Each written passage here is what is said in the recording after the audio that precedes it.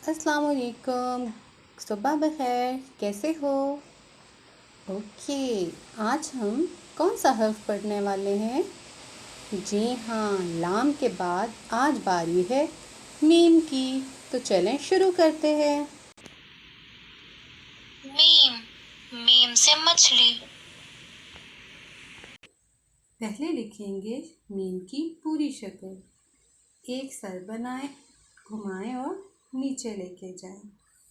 आधी शक्ल। अब हम बनाएंगे इसकी आधी शक्ल।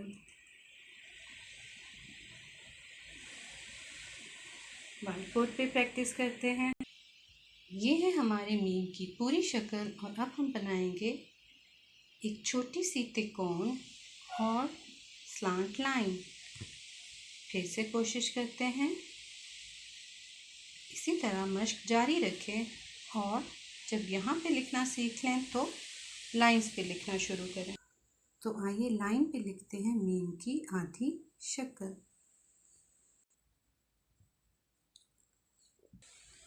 हम जिससे लिख रहे हैं वो भी मीम से मार्कर है।